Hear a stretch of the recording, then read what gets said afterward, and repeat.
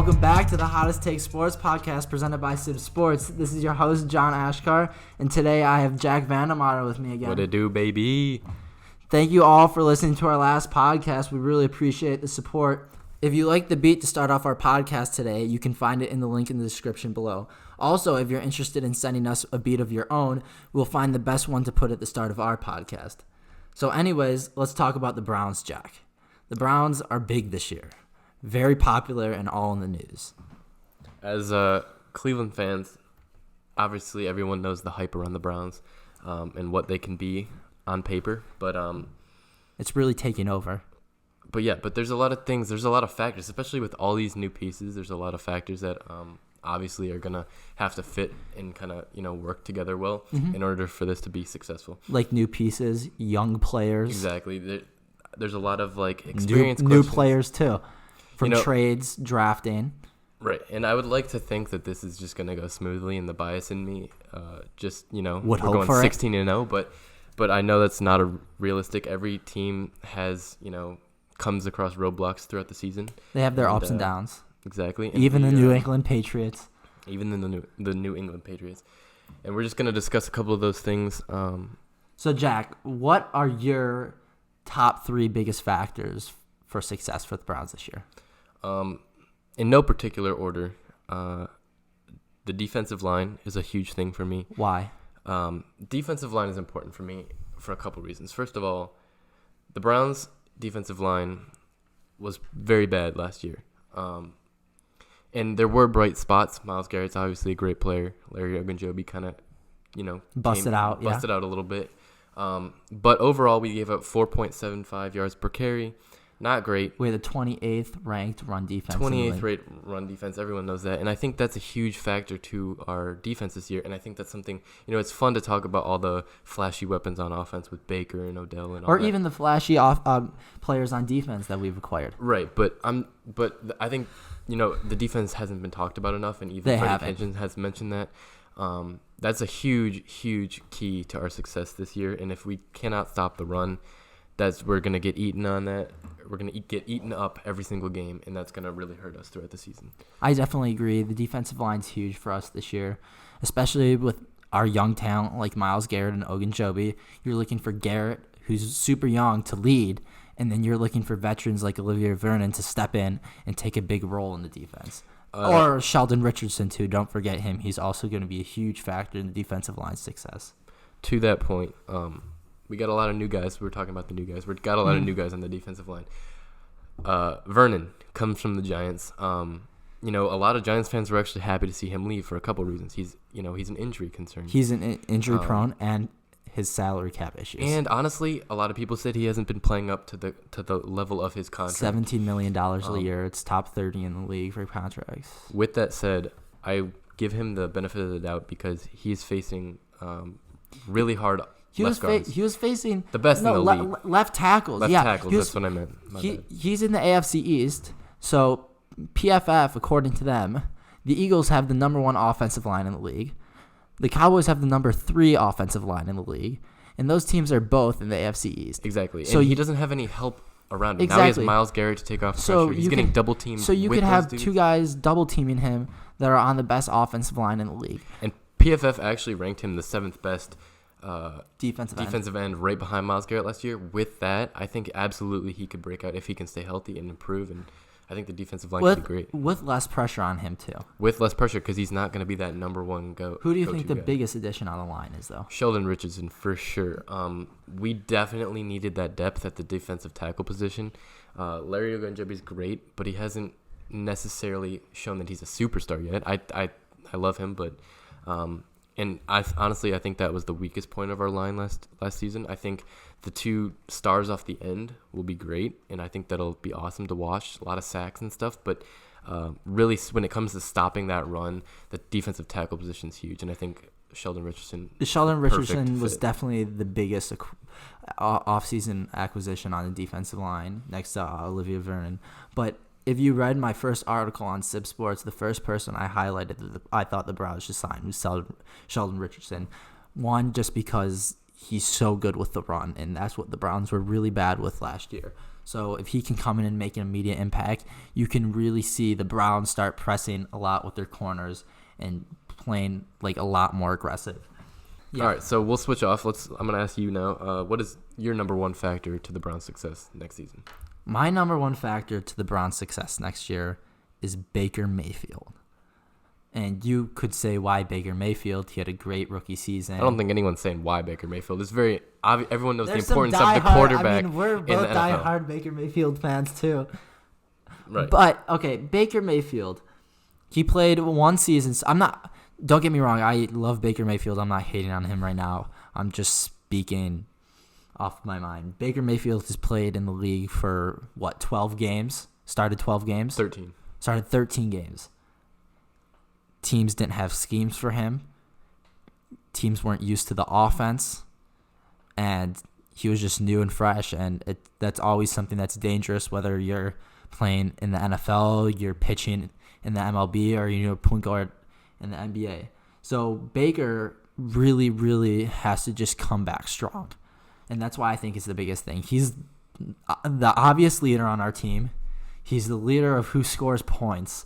And, I mean, he's running this offense with all of these personalities and players. So I think he definitely has the biggest load this year. Totally right. He definitely is the ringleader of all those personalities. He has to be. I mean, the quarterback position is obviously the most important, especially in today's NFL with all the passing. But here's the thing. So you're totally right with the fact that he has to come back strong and prove that. I think he has to come back stronger than last year. Oh, for sure he has to come back stronger. But, he as a rookie, he set the record for the 27 touchdowns. And he was, I think, 6th in passing yards as a rookie out of all quarterbacks in NFL history. And not to mention that he only started 13 games. And some of those games were under Hugh Jackson that we didn't even mention, came back in. Oh, no. Okay, we'll get to that afterwards. We'll get to Hugh. Thank you. Yes. But Baker definitely has to take a step forward this year, become that, take that next level, take that Patrick Mahomes jump almost, to superstardom rather than just from a rising star. So. Yeah, and part of it I also think is Freddie Kitchens' new offense that was also implemented after the Hugh Jackson firing. So teams are going to be able to scheme for Baker and for Freddie Kitchens' offense. So I think those two have a really vital role in working together to try to create some new looks and some new plays just to keep everyone on their toes, Yeah, I agree. So you want to talk about your second? So my second factor to success is Freddie Kitchens. Well, we both have Freddie Kitchens at number 2. Sure. So let's talk about Freddie. So Freddie Kitchens.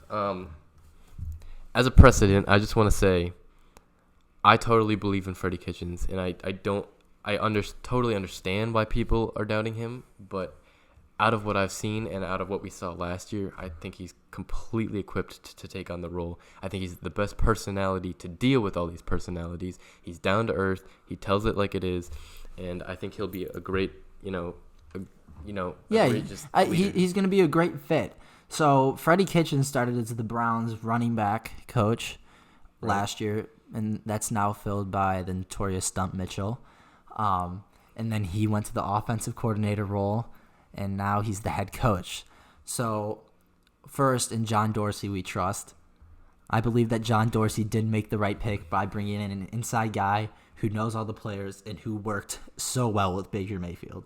But also, Freddie just has a positive attitude. He doesn't let anything go by his head, and he just obviously knows what he's doing. He played quarterback at Alabama.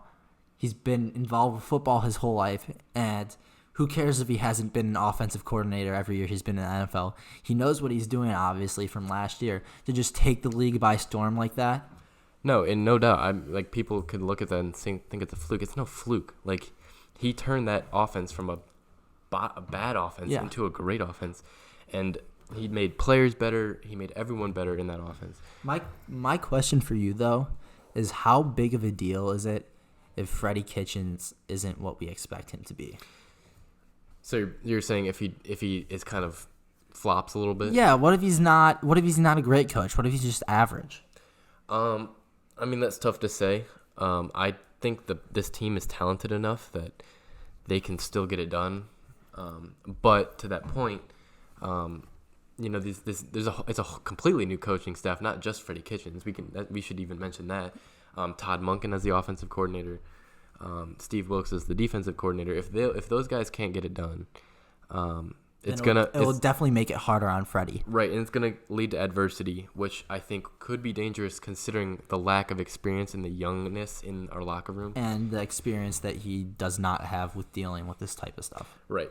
With that said, I do think Freddie Kitchens, I mean, he's a veteran, and with that said, also, his entire staff, he hired a lot of experience. Steve Wilkes just came off a head coaching job, albeit not the best. Well. It's still after just one season. It's still a head coaching job. Even down to like the special teams coordinator, the guys are experienced. They know what they're doing, and he has a lot of help. So with everyone saying, "Oh, he's a first-year head coach. He's never been a head coach before," he's gonna have all the help in the world with getting that job and doing it successfully. Like you mentioned, Mike Prefier, PFF had him listed had the Vikings defense and special teams listed as a top 5 the past couple of years. So he knows what he's doing. Wilkes has been a defensive coordinator in Arizona before he became the head coach. Monken was the offensive coordinator for the Buccaneers, where you saw Mike Evans, Ryan Fitzpatrick's breakout, Chris Godwin, all of those guys. It was a lethal offense. The only thing holding him back, in my eyes, was Jameis Winston. Going back to Freddie, I don't think it's that big of a deal if he's average. You have the players. You have the good coordinators. Look what the Browns did with Greg Williams. Do you think Greg Williams was an amazing coach? I don't necessarily think he was an amazing coach. He did a good job. He did a good job, but at some points it just really didn't look like he knew what he was doing, especially with play calling and challenging plays. The thing is about Freddie Kitchens is you look at coaching all over the place, and you look at, Steve Kerr, the Golden State Warriors, what he can do with a stacked roster. It makes any coach better. So Freddie Kitchens may be an average coach. He's going to look good. Especially I think no when matter. You have a leader like Baker Mayfield, right, exactly, and experience around you like Monken, Wilkes, and Prefier. All right. So let's get on to number 3. So your number 3 was Baker Mayfield. My number 3 was Baker Mayfield. I didn't really have him in a necessarily particular order. But let's get to yours, which is different. My number 3 was the offensive line. And I think this is huge for multiple reasons. First of all, we have some new faces on the line, including Big Austin Corbett. So with the Olivier Vernon trade, we swapped Kevin Zeitler, who had a pretty similar contract. I think it was $14 million compared to they were both big contracts. Exactly. But Zeitler was one of the top right He was one of the top ranked offensive guards. Right guard. I was right. He was top ranked right guard in the league, and he was a vital player to our line's success in the second half of the season last year.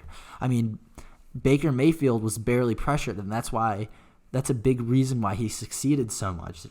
He had time to throw all of those touchdowns. And here's the thing: the Browns had a great offensive line last year, but that was largely in part due to the interior, the center and the two guards. Yeah, the combination of Kevin Zeitler, J.C. Tretter, and Joel Bitonio was just unstoppable. Joel Bitonio was a Pro Bowler. Zeitler was just as good. Yeah, deserving. And J.C. Tretter is one of the best centers in the league. Right. With that said, I totally agree. We got some new pieces. Austin Corbett. So it's definitely going to be a little more shakier this year. With that said, too, everything John Dorsey has seemed to touch has turned to gold. You trade Carlos Hyde, and Nick Chubb comes out of nowhere and is looking like a budding star. I have faith that Austin Corbett can be a good player in this league. Yeah, I think that Austin Corbett could be good. He was the first pick of the second round of the 2018 NFL draft. But, I mean, even though Corbett's the number one person to get the job, it's not even his job. Dorsey signed a lot of depth to the offensive line this past offseason, including Brian Cush, who's another guard center. Yeah, he should have been 69. And then you have Brian Witzman, another tackle, and then Kendall Lamb, a tackle over from Houston. And that was a big signing, even though Houston's line was absolutely horrendous last year.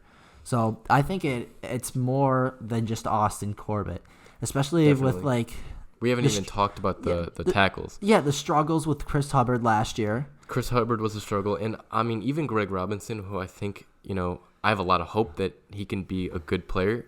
He definitely struggled in his first couple years in the league, but he was the number 2 pick in the NFL draft. He was the number 2 pick for a reason. Right, exactly. He's got all the physical tools. And we finally got to see him put it together a little bit last season. But it's still a question mark that you have to say. And you got to say, all right, we still have Bitonio, we still have Treader, but now you have 3 question marks on the offensive line. Exactly. Question marks are never a good thing, even if you feel confident. So that's why I did pick offensive line as my number 3 reason for success. Because, I mean, it could go really well for the Browns and they could luck out. Or it could go really bad and you'll see Baker Mayfield getting hit a lot, rushed really fast, and possibly getting hurt because he has no protection. The thing I will say about that and why I didn't personally put the offensive line on my top 3 biggest weaknesses is because if you really look at last year, Baker Mayfield was a master at getting the ball out quick. A lot of times, they didn't even – another point to the offensive line is they didn't even need to, do all that much sometimes. Now, again, Baker Mayfield's a great rusher. He's great at escaping the pocket. The play, escaping the pocket. So I think all of that helps the offensive line, and ultimately why I didn't put it on one of my biggest 3. But I definitely agree with some of those points. I kind of want to counter that a little bit though, just because of what we all saw with the Todd Haley offense last year. He had Baker Mayfield waiting way too long in the pocket with the ball, and there was no time. You had Desmond Harrison at left tackle, and he was just not ready to play. Desmond Harrison wasn't committed to being a good football player. And he wasn't ready to play. He was not ready to play at all. You have an average line. You have Baker waiting for like 5 seconds back in the pocket, and you have some of the best rushers in the league coming against you, like TJ Watt. So you mentioned it's not going to go well. So that's the one thing that scares me a little bit. All right. With that said, though, I think that whole offense under Todd Haley was not good. Or in Todd Haley and Hugh Jackson, we fired those guys at the same time. So once Freddie Kitchens took over, that offense completely changed, and that wasn't the same. There was no more waiting around. Yeah, it was a fast-paced offense, and that's how the Browns thrived. And you could also attribute part of it to just Baker settling into the league. I mean, man, you got to be nervous when you're the number 1 pick in the draft, and you have all those expectations, and you come in, and it doesn't go that well. And once he started seeing a little bit of success, he totally, took it and ran with it. Mm-hmm. So, Jack, what do you think some weaknesses are on this team? So for my number 1 weakness, I just said lack of experience. Makes sense. We have a super young team. A lot of guys under 25 or 26 years old. A lot of guys that have never been in the majority of our team has never been in the playoffs. With that said, I do think that this team is equipped to take on the playoffs, and one reason that I think the Browns could definitely go far. Baker Mayfield, Odell, Jarvis, they all love winning. They're willing to put in the work. But it's still something that works against them in the long run. Exactly. Anytime, it doesn't matter who you are, not having experience is never a good thing. And the biggest thing that worries me about that is every team faces adversity. No matter who you are, no matter how well your football team is playing, every team will face adversity at some point in the season, and if that gets into their mind, if they let that affect their play style, that's something that you obviously you have to be careful of. Yeah, and another big thing with lack of experience that plays into this is none of these guys have played 17, 18 games in a season in the NFL, and a big part of that is knowing how to take care of your body, especially with players who get hurt often, like Denzel Ward or Odell Beckham Jr. I'm not saying that they're injury prone, but I mean, they have had consistent injuries throughout their career. So just knowing how to take care of your body and how to sort of just stretch it out, because we all know football is a hard-hitting game. Right, and a perfect example for that is how Denzel Ward this offseason has kind of worked on his tackling style. That's something that he didn't know. He got a concussion from it. Right, and it took him out, and he'll still probably face, he'll learn new things this season. I hope he can stay healthy, but, he'll definitely learn how to take care of himself better. But that's a good point. Mm-hmm. And that was your number 1. It was my number 3, but I emphasized it was lack of experience within the secondary.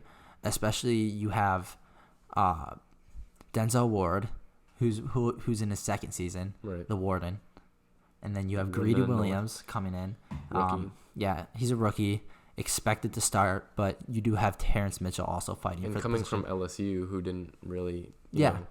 they weren't a top team that was like never went to the playoffs. Right. I mean, they were in big bowl games, but still, the NFL is a whole different thing. Exactly. And then at safety, you have Demarius Randall, who still is pretty young. He's in his 5th year.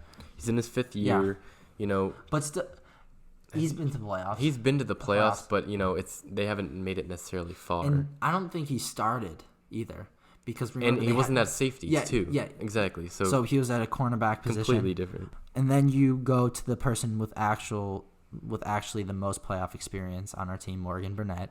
He is penciled in to be the starting strong safety on the team. But you also have players like Jermaine Whitehead and Eric Murray knocking on the door. Murray, who we got for Emmanuel Ogbah, and Jermaine Whitehead, who we signed off of waivers last year. And Whitehead was one of the biggest standouts in OTAs and minicamps. Additionally, really Morgan Burnett is like the weakest link in the secondary too. He is. He's super old. Like if Denzel Ward was the guy that was the veteran, I'd feel a lot better about this. But is Morgan Burnett really going to be, even though he has experience, is he really going to be that big of a difference maker? He's played 11 seasons in the NFL. Right. Your body doesn't do that well after that time. You lose speed and power. I agree, but that all goes into lack of experience. So I definitely agree within the secondary. So what was your number one? My number one weakness was defensive line depth. So we talked about how the defensive line was one of our biggest factors of success. But I also think it's one of the places that could fall apart the fastest. You have Myles Garrett, who didn't play a lot of his rookie season, and Olivier Vernon, who also gets hurt a lot. That's why the Giants fans didn't like him. They're paying him to sit on the sideline half the season. I mean, even if players aren't getting hurt, you still need depth on your defensive line. It takes a lot of power to be rushing against 300-pound offensive linemen for 50% of the game even. I mean, Myles Garrett played like 90% of the snaps last year, which is absolutely insane considering how big of a person he is. Right. That's the thing is, like, even if one piece goes down, that could be big. The Browns line gets so much like worse when one player gets down. If you take out Vernon, for example, Chad Thomas is playing. Chad Thomas has not played an NFL snap to this date. Yeah, that's clearly a concern. Yeah, and then your other backup is Chris Smith, who's just an average NFL role player. Yeah. And then you go on the inside, and if you're that gets even more cloudy. Yeah, this gets even worse. So let's say Ogunjobi goes down. Your backup is Trayvon Coley, who the Browns tried to start last year, but that did not go well. Wasn't a great experiment. Exactly. And so that's the thing is, like, I mean, best case scenario, you stay healthy. Okay, a guy misses a couple games. Worst case scenario, what if two of these dudes go down? Then you're in. That's where your line goes bad, and that's where the rest of your defense tries to make up for that. The run starts getting bad, and then that affects the secondary, and then it just turns trickles into last down. Year. Exactly. And that's also a place where a signing like Gerald McCoy would have helped. Which, I mean, look, I think all Browns fans kind of secretly wanted Gerald McCoy, but and now we don't. Right, wink, now we don't because we're salty. But yeah, it definitely would have helped for depth. That was kind of the biggest reason why I wanted him. It would have been great for depth, especially with a young player like Ogunjobi. Right. Mm-hmm. Yeah. What's your second? So my second biggest weakness is the safety/offensive line chemistry, which kind of we talked about the offensive line chemistry. We talked about it a little bit. What about your safety chemistry? But safety chemistry, right? So it's you got the Demarius Randall is dialed in. He's not penciled in. He's cemented in to start. He's cemented in. But you got a couple new guys. You got Greedy Williams, like we mentioned. You got Morgan Burnett, Jermaine Whitehead. Jermaine Whitehead was on the roster last year, but still, you're talking about the safeties. The safeties. Well, the whole secondary in general. Yeah. But they're guys that haven't necessarily played a lot with each other. Same with the offensive line. All these new pieces, and just chemistry in general. Honestly, on the team, we might come out of the season, not at full speed. I think, some teams might get off hot. I wouldn't necessarily be super surprised to see the Browns maybe lose a game that we should have won in the beginning of the season. But with that said, I think once this thing gets rolling, we could be unstoppable. Exactly, and I really agree, especially with the secondary chemistry. You have Randall locked in, but then you're also pulling a player like TJ Careyback, who's not so needed in the corner room anymore, to play nickel options and safety options. Plus, you just have three guys competing for the strong safety role. Eric Murray, who barely played in Kansas City. Jermaine Whitehead, who's just been a practice squad player his whole life. Exactly. And old Grandpa Burnett, dude. Morgan Burnett. So, yeah, I mean, these guys have not played together before. You're adding essentially two new starters to the secondary. So, I mean, it could go both ways. All right, so what's your number 2 weakness? My number 2 weakness is lack of head coaching experience. And we talked about this previously with Freddie Kitchens. But just the fact that, one, I mean, last year at the beginning of the year, he was a running backs coach, and then he went to offensive coordinator. And I said it doesn't worry me, but there still are, like, factors that he hasn't experienced. And he's actually starting off the schedule with a very tough opponent in the Titans, and then you go and play the Rams. You play the 49ers with Jimmy G. You go and play in Denver, and that's not easy. So, I mean, he has a very hard schedule to start off with, and it's not going to be something that's easy as a first-year head coach, especially when you were barely even an offensive coordinator. So that's definitely something that's going to be hard, but it's something that I think Freddie could deal with and handle like really well. About the schedule, the Browns actually have one of the easier schedules, but like you mentioned, like the first half is tough. Very hard. The second half will kind of be The smoother. sets us up for the playoffs, which is really nice, and I think that's actually that could actually play into the coach's hands, because they get through the hard stuff that, you know, they go through boot camp, and then they're smooth sailing from there. You know what I mean? They're gonna be even more prepared to take on that second half. Exactly. If you go 4-2 through your first 6 games, that's good. Exactly. And you get Kareem Hunt back week 10. Fresh pair of legs. Yeah, week 10, because we have our first 8 games by week 9. So if you go through that, 5-3, 6-2. Yeah. You're walking easy through that second half of the schedule. Right. You could easily get to 10-11 wins. But, and then lack of head coaching experience. Just with all of the new head coaches, you have Freddie Kitchens, Todd Monken, Steve Wilkes, and Mike Preffier. Just all of them, like, just trying to work together. It doesn't glue immediately, and it's just not going to happen in training camp, especially with Monken's new offense. You did mention there's been some reports that Monken has had a little bit of struggle. A slow start initiating his offense with the team. I don't and know Freddie how and big of a deal that is. Yeah. Just from my perspective, just because it's going to be a complex offense, you know, a huge passing offense. A fast offense. It's a fast offense. It's going to be complex. And they're super early into the season. I think we're kind of making it a little bit I mean, those reports did come out in June.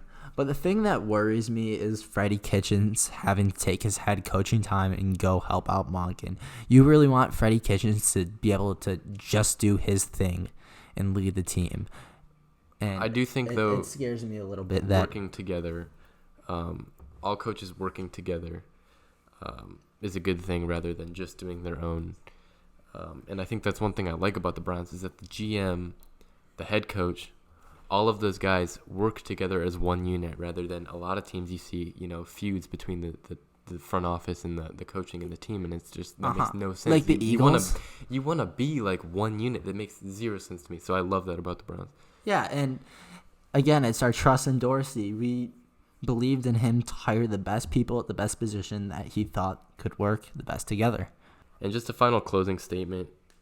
I didn't put that on my list of biggest weaknesses because I have a weird feeling that Freddie Kitchens is going to work out just fine. And maybe that's me being a Browns fan.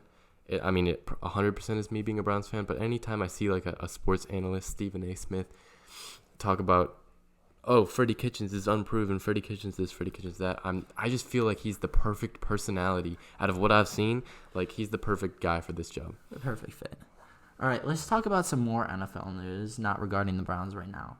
Melvin Gordon, top running back in the league, today just requested a trade or a contract extension with a very big pay raise. He basically said he's sitting out camp if he doesn't get a new contract. He wants to be one of the top paid guys up there with Todd Gurley, Le'Veon Bell, David Johnson. Yeah, so currently Melvin Gordon is making $5.6 million. So that ranks at 11th in the NFL. He's ranking behind guys like Devonta Freeman, Jerick McKinnon, and ahead of guys like Deion Lewis, Christian McCaffrey, who will also see a big pay raise in the future. But do you think Melvin Gordon should be the 11th highest paid running back, or do you think he should be higher, lower? I mean, talent-wise, I definitely think he's a top 11 running back in the NFL. You can't – I don't think I could argue against that. He's proven – he's been consistent. He's proven that he's one of the best rushers in the league. I think he's a phenomenal talent. And he's great in fantasy, too. And he's great in fantasy, of course. We always love fantasy on this show. But overall, and Todd Gurley also made a statement that goes along with this point about the, how getting paid. NFL, yeah, exactly, getting paid. And this is what this whole, dispute between Melvin Gordon and the Chargers is about, is he wants to get paid. And overall, I do think, I could see Melvin Gordon getting a bigger contract. I think he's worth it. But with that said, I do think guys have a little bit of a, unrealistic idea of what they're getting paid. They're worth. Exactly. So I have a question for you. Do you think the Chargers are paying the wrong Melvin? As in Melvin Ingram? And what I'm saying, yeah, Melvin Ingram is the second highest paid player on their team. He's making $17 million this upcoming year. Last year, as a defensive end, outside linebacker combo, he had 43 tackles, 7 sacks, 1 forced fumble, and 1 interception in all 16 games. So Melvin Ingram is a good player. I think he's a great player. He's a great player, but impact-wise, who has a bigger impact on that team? I would say Melvin Gordon, especially with offense and a good running back. But here's the thing. I think you can find value, and like we talked about on the last show, you can find value at the running back anywhere. And they have guys, Austin Eckler, who was pretty solid. A great backup, yeah. And Justin Jackson, I think is his name. Yeah. And he's solid too. It's a system that works, not the running back. Yeah, you can make an argument. I do think Melvin Gordon's a phenomenal talent. He is great, and that's why he makes their offense look so much better, because he's a great running back compared to he's a great running back, but is he worth breaking the bank a little bit for? It's a question you have to ask yourself, and it depends on the front office. Yeah, I would definitely pay him $9 million a year. That's not a big deal to me. I agree. I would pay him too. But you have contracts also going up with running backs reaching over $14 million a year in upcoming years with Le'Veon Bell. So would you pay him top dollar, like $14 million a year? That's tough. And that's just his position developing with the league and the salary cap. It's slowly rising and getting higher. I personally, I would pay him. He's getting up there in age, which makes me a little bit hesitant to give him a super long-term contract. He was out for last year, too. He's 26. But overall, I'm confident in that Melvin Gordon would be a stud, even if you extended him, 4 or 5 years. Mm-hmm. I would definitely. I would top out at $14 million. Yeah, $14 million is a good number. I think he's definitely worth it. You don't want to lose a player like that. He's absolutely electric in their offense, and he just works so well. He makes everyone better. Yeah. Yeah. And it just takes pressure off the wide receivers and everything. So, but one thing that I think you did bring up was Todd Gurley. Some more news is Todd Gurley kind of came out and chimed in on the situation. And he said the pay gap between NFL and NBA is ridiculous. Basically what he said, it's not fair. I want to bring up a couple quick stats about that because we have some strong opinions on that. So the NFL grosses about $15 billion in annual revenue per year. That makes it the king of sports, at least in the U.S. Yeah. And, the NBA, who he directly quoted, they only bring in about $7.4 billion, which is still a lot. But, it's half. It's half, right. So you're saying, why aren't the if NFL they're making players double getting paid more? the billions, Right. Why aren't they getting paid as much, if not more? Here's the thing. an NFL roster has 53 people. Thank you. All right? An NBA team only has to roster 15 players, and they don't even have to do that if they want. You see with these teams, they sign these G League players on two-way contracts and give them league vet minimums. Players need to learn how much they can make before they start talking, all right? Todd Gurley talks about how he leads the league in touchdowns, and then a player in the NBA that he can't even pronounce his name is making more than him. You got to do the research first before you come and, call people out like that. You're never going to make that much money because there's 52 other guys that you're splitting that money with, the budget with. Exactly. And let's take a look at the NBA and who's making equivalent. This is an interesting stat. Yeah. So Melvin Gordon currently, which will probably not last for that much longer, is making $5.6 million this year. The person in the NBA that is making $5.6 million is Dwight Howard, and he's the 189th highest paid player in the team, and in the league. My bad. And other guys around that, just to put that in perspective, Mo Bamba, Patrick Patterson, guys that Rodney Hood. A casual fan might not even know. Exactly. And then you have players like Jarrett Culver making 5.8. He hasn't played a second in the NBA. He just got drafted, and that's his rookie contract. R.J. Barrett, granted he was the number 2 pick, is making 7.9. Exactly. Like that's. Or our own Darius Garland, who's making 6.4. He played 4 games in college. That's all higher than Melvin Gordon, who's one of the top 10, arguably top 7 running backs in the NFL. Exactly. So if you're looking at it like that, is it unfair? Absolutely. But that's why you're just looking at it like that. When you really break it down, it makes sense. No sense. Exactly. Well, it makes sense. Well, it makes sense from this perspective, the data's perspective, but not from the player's perspective. And obviously, players want to be making their bread, and I don't blame them for complaining about not getting their worth. But it's just really how that league breaks down. The NFL has an $167 million salary cap compared to the NBA, which has an $109 million salary cap for 15 players. Right. What is that? That's like 59 million less? No? My math? Yeah. My math is right. That's 59 million less. Quick math. Quick math. But that's shout out Big Shaq. But that's split between 15 players instead of 53. And NBA teams can go over that. Their luxury tax is $132 million. Shout out Cavs. We all know you're paying that. But yeah, NBA teams have a lot of flexibility with it too. So that's why you see players like Steph Curry making $40 million. Russell Westbrook, Chris Paul Paul making $38 million. LeBron. And then players like that making $44 million in the future. That's why there's the big difference. Exactly. And especially if you're not playing the quarterback position, you're not going to get the biggest bucks. All right? Exactly. Mm-hmm. All right, so moving on. Big event in Cleveland this weekend. Oh, yeah. All-Star Game weekend. The All-Star Game. Definitely the highlight of this summer. I think Cleveland really lucked out in many ways. The MLB did a great job in running it. And Cleveland did a great job in hosting it. Cleveland lucked out with the weather, man. It was so nice downtown. And it was a great event. Real tearjerker, honestly. But yeah, one of the biggest events was the Home Run Derby, which was absolutely insane. Everyone loves the Home Run Derby. Packed stadium. They had a flyover before the game, which was awesome, and just some young studs in the Derby. That was the biggest thing that I kind of took away from it. You had 2 rookies and a sophomore with Ronald Acuna. I mean, there was some young talent on display. Yeah, and they were all in the Final Four. Right. It was they showed out too. Exactly. And I think the person everyone likes talking about, Vlad Guerrero Jr., who broke the record for home runs in a round. Most first-round home runs with 29. Right. Uh-huh.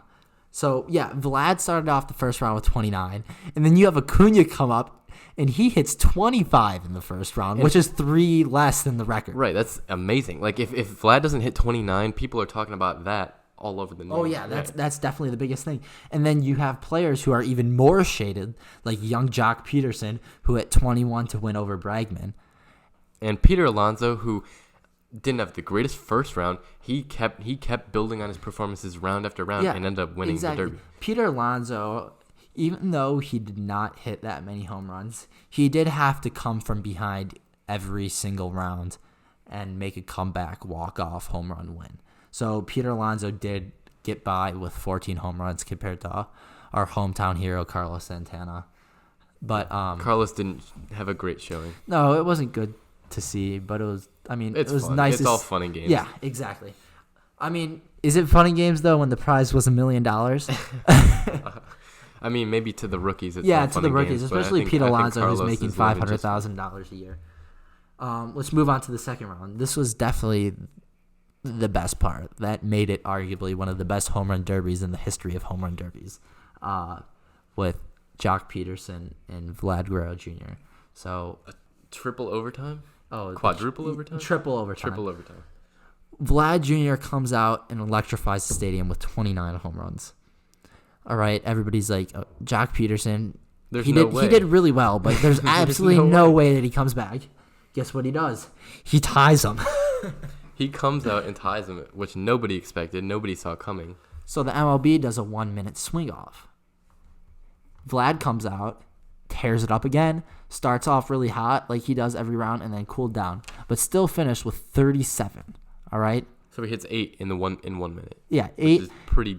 8 in 1 minute. Pretty good. Yeah. So everybody's like, okay, Jock Peterson's so done right now. Guess what he does? He comes out. He comes back yet again. Answers. Yep, 8 home runs. So everybody's like, what happens now? Like, are there even rules for this? Like, it's the home run derby. Because like, nobody's how serious seen can this this be? before. Exactly. There are rules, but nobody's seen this. Especially with this being a somewhat new format. Right. So they do a 3-pitch contact hit off. Vlad comes out and hits 1 home run. And everybody's like, okay, this is kind of hard. Jock could either like literally just hit 0, or he could come out swinging and totally win this right here. Jock hits 1. Right, and they go in. No, I was right. They go into quadruple overtime. Vlad comes out and hits 2. Jock hits 1 in his first 2. And he's getting all powered up to hit last one, and just doesn't. It was sad because, you really wanted to see it. They both deserved it. I'm glad to see Vlad win. Yeah, I came in cheering for Vlad, but honestly, I love to see Jock just totally rake like that. It was awesome. Yeah, anytime there's a competition like that, you love to see. And then that round, your boy Pete Alonso hit 20 home runs to beat Acuna's 19. And Acuna also did look a little tired. Which was a little disappointing considering he hit 25 in that first round. Exactly, but he definitely did look a little tired. But I think the most impressive part about that is how he just sprayed the ball to all fields. His 20 home runs, I think he only pulled 2 of them. It was absolutely insane how he was just taking them to right field and center field. And showed off his power in his start. Like, he's going to be a star. Yeah, he's going to be a star. He already is a star, dude. He started in center field with the All-Star game. Right. So let's go to the finals, which wasn't It wasn't the Jock Peterson-Vlad showdown. Exactly, but it was still good. Vlad was visibly tired. He was totally gassed out. That was the one thing that was 22. The one downside about that. It was disappointing. You want to see him come out and just totally rake again, but he didn't. And then Alonso walked it off and hit 23 and won his $1 million. And also, thank you, Pete Alonso. You're a good guy. He donated 10% of his winnings, 5% to Wounded Warriors, and 5% to another. And he didn't even have to do that, especially with his rookie contract. Good for you, Polar Bear. Yeah, but to put it in perspective, Vlad hit a total of 91 home runs, and Pete hit 67. Right, and I think that's kind of where people are like, they're a little disappointed that. And angry with the system. But it's a bracket. That's how it works. It's how it works. It's tough. But it is what it is. All right, so we're going to do some quick news here. First of all, with the NBA, today, Russell Westbrook was traded to the Rockets for CP3. They acquired 2 first-rounders, one in 2024 and one in 2026. Those are like 6th graders. It's kind of crazy to think about that. Like, there's like a 7th grader out here who's like, oh, damn, Russell Westbrook. And he doesn't even know that he's part of that trade. So Exactly. And then you have pick swaps in 21 and 23. Wait, what would a class of 23 is Bronny, and he was in 8th grade this year. So class of 26 would that be a 6th grader or a 5th grader? 5th grader? Yeah, he got 5th or 6th. Yeah, 5th or 6th grader, exactly. That's just, it's crazy in itself. So is Russ really that bad that he got traded for a 5th grader? Sure. I think the question is, are you smarter than a 5th grader? Dun, dun, dun. No, but Russell Westbrook, that's an interesting move. You know, you see all... I love the move. From the Rockets' perspective or from... Yeah, from the Rockets' perspective. No, actually, I think it's a great trade both ways. The Thunder are in obvious rebuilding mode, trading Paul George for 5 first-round picks and then 2 swaps, and then you go out and trade Russ. I mean, you obviously weren't going to win with Russ and Paul George, so I think it's a great move. Here's the by thing, Sam Presti. Right, I love that move too because they got picks out of it. And then, and additionally, they might flip CP3 and get even more. Yeah, and get more picks, exactly. It was rumored that Miami was interested in him. That'd be interesting. Chris Paul and Jimmy Butler, 2 of the biggest toxic people in the NBA. I guess maybe it's also a big win for James Harden because he won't have Chris Paul around making fun of his man boobs anymore. Yeah, that definitely probably plays with your emotions. By Barry McCockner and Skip Bayless. Right. Thank you, Skip. Verified sources. Mm-hmm. Yeah, but let's talk more about the picks that they got. All right. OKC is stacked. Yeah. Looking forward. Yeah, they got, since draft night, they've gotten 8 first-rounders. And then you total all of their picks there, picks from Miami. Yeah, dude, they have picks from Miami, and they could get more from Miami in the future if they trade up Chris Paul. And then they got one from Denver on draft night. So now, through 2026... shout out to you 5th grader who's going to get drafted. They have 15 first-rounders. 15 first-rounders in the next... That's a whole roster. 7 years, is that? Yeah. That's ridiculous. That's a whole lot of guys getting paid. Todd Gurley. So, while that's definitely... they're going to have to go through some tough years, and we'll see that. But, I think it's going to be worth it because they're going to have a whole slew of picks. They could be like the next Celtics. How they still have picks coming in. And Sam Presti's a great GM. I mean, you saw what he did with the Supersonics.